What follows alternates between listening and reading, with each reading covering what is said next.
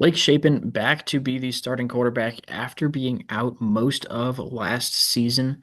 And I think that Mississippi State is going to be a more competitive team this year, but with a really tough schedule, especially in the SEC.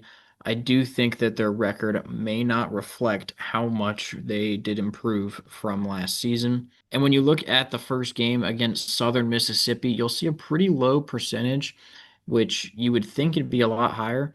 Southern Mississippi is actually bringing in all of Marshall's team basically from last year, which was very solid, including their head coach.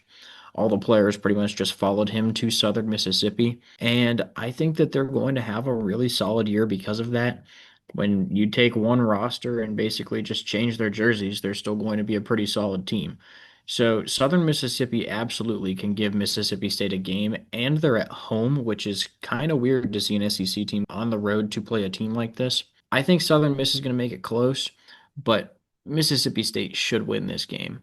Same cannot be said for a tough non-conference game against the reigning Big 12 champs in Arizona State. The Sun Devils returning so much production on both sides of the ball from last year, including starting quarterback Sam Levitt and star wide receiver Jordan Tyson. The connection between those two is going to be one of the best in college football next season. Jordan Tyson, arguably the second best wide receiver in college football, and Sam Levitt has a dark horse case for a Heisman Trophy this season with that amount of returning production. I don't think it's very probable for Mississippi State to upset Arizona State here, even if it is a home game for the Bulldogs here.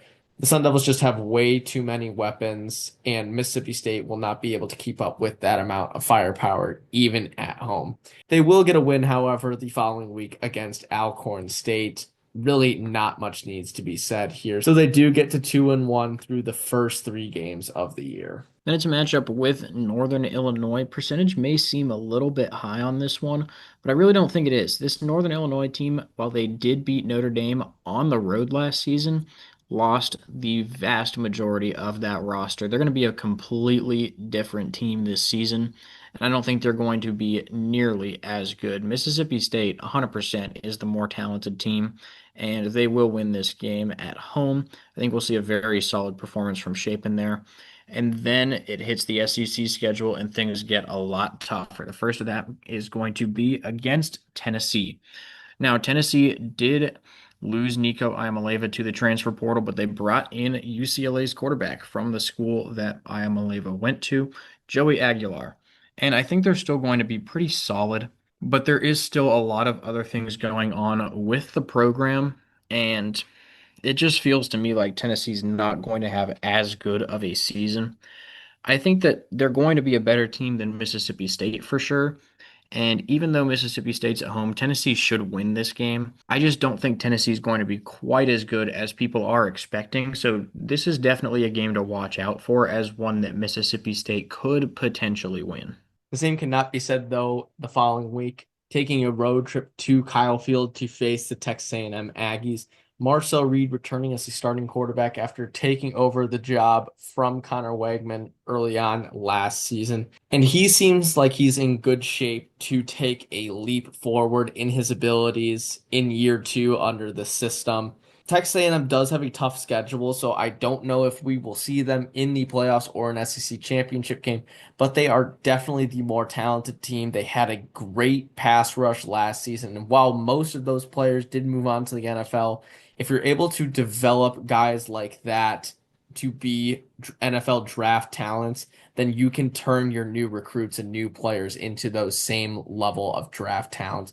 So Texas A&M is just the better team compared to Mississippi State.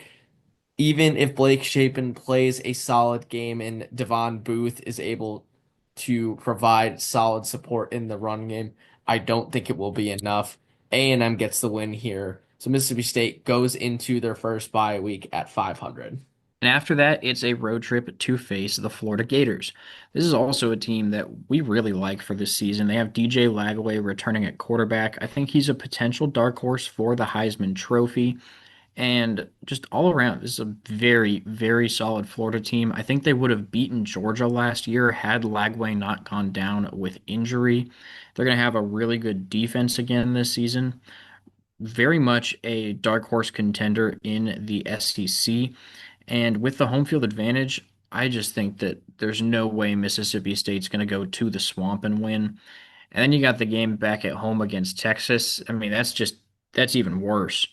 Arch Manning coming in at quarterback for Texas. And yeah, they lost a couple guys to the NFL draft, but they're still going to be the preseason number one team. They absolutely deserve it. They're going to have a great shot to win when they go into Columbus in week one. I think this game against Mississippi State is going to be a pretty brutal one for the Bulldogs. Texas just has so much talent that there's really no way Mississippi State's going to be able to compete here. The schedule doesn't get much easier the following week with a road trip against Arkansas. And Arkansas might not be one of the stronger teams in the SEC, but they are going to be very competitive with the return of starting quarterback Taylor Green, a freaky athletic quarterback that can do it all. And this Arkansas team, we saw last season pull off an upset against a Tennessee team that went to the college football playoffs. And I think they did get a little bit better. The schedule is pretty difficult, so I don't think we're going to see this Arkansas team too many games above 500 if they even get above 500. But once again, against Mississippi State, I just think there's a little bit more talent. Throw in the fact that it is a home game for the Razorbacks, and the Bulldogs will struggle here once again, and they will drop it, moving to 3-6. And then it's the battle of the Bulldogs, Mississippi State versus Georgia. And Georgia, I think, is going to be a little interesting this season compared to the past few years. I've seen various analysts have Georgia as high as the number one overall team going into this season, or as low as barely getting into the top 10.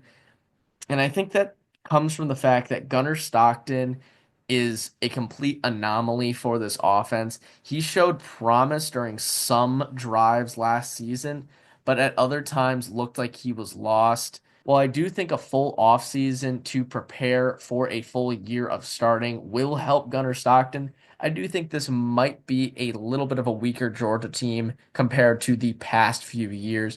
The defense will still be plenty good considering it is still a Kirby Smart led team as long as they can stay off the freeways. But once again, Georgia is just the more talented team and is going to get the win here on the road against Mississippi State.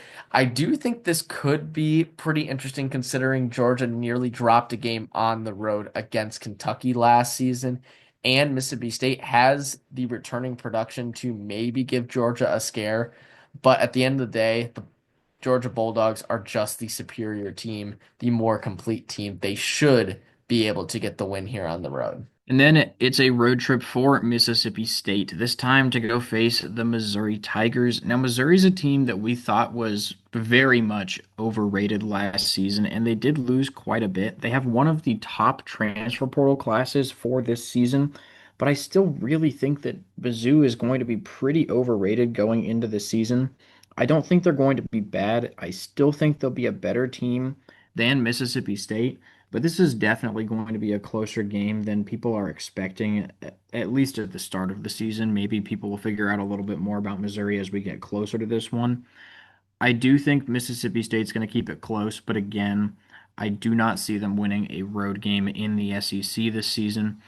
And then to close out the year, it's the Egg Bowl. I think Ole Miss is going to have a little bit of a disappointing season this year compared to previous years.